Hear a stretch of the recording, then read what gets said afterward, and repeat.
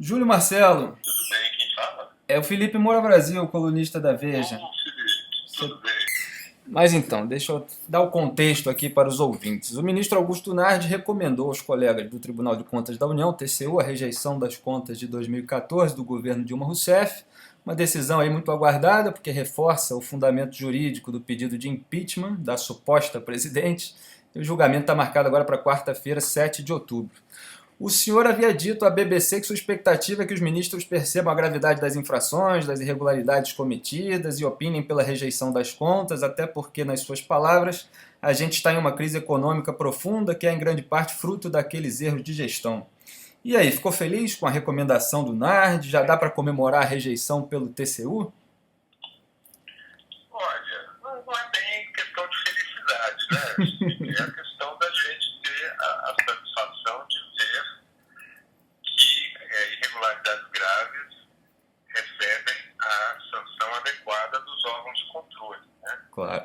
Aquilo que aconteceu nas contas de 2014 é inédito, é muito grave, né? São pontos centrais da LRF que foram violados.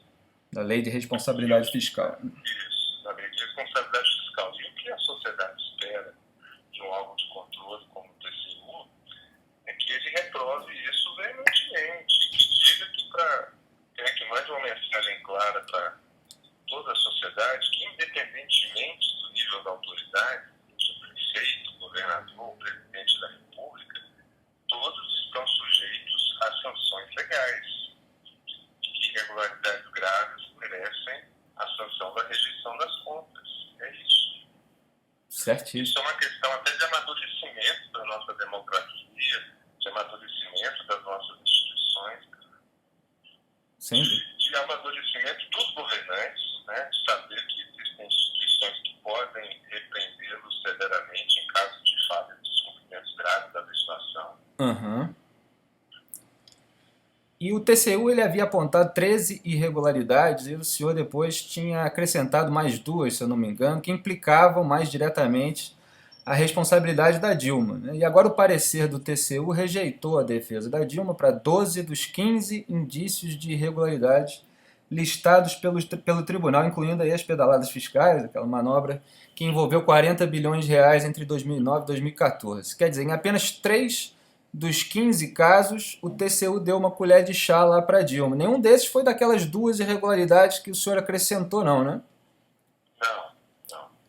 Elas Aquelas entraram. irregularidades que foram acrescentadas no segundo momento de defesa da presidente, a defesa foi apresentada e os argumentos foram rejeitados pela unidade técnica, rejeitados pelo parecer do Ministério Público, Uhum. da Lavra do nosso Procurador-Geral, Dr. Paulo Bugazu, que fez um parecer excelente, completo, e também rejeita os mesmos pontos e também se manifestou pela rejeição das contas. E, ao que tudo indica, o relator está acompanhando a unidade técnica e o Ministério Público, né? Né? E por que elas envolvem mais diretamente a Dilma?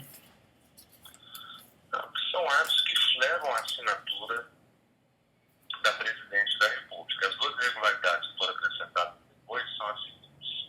A primeira, a edição de um decreto de contingenciamento já em fevereiro de 2014, bem no começo do ano, já desconsiderando dados oficiais enviados pelo Ministério do Trabalho e Emprego, que tinham de ser considerados para que se fizesse o contingenciamento no tamanho certo, no tamanho necessário para que a meta fiscal pudesse ser alcançada. Quando ela não faz esse contingenciamento da maneira correta, porque ignorou esses dados do Ministério do Trabalho e Emprego, ela permitiu que despesas para as quais o governo não tinha arrecadação suficiente, se quisesse cumprir a meta, que ele realizasse essas despesas, né? E exatamente no ano eleitoral, despesas que têm um forte impacto junto à sociedade, junto à percepção do eleitorado, como, por exemplo, o FIES. Uhum. Então, ao não fazer o contingenciamento que devia ter sido feito, ignorando dados iniciais, o governo comete uma fraude contra a sociedade, contra a lei de responsabilidade fiscal.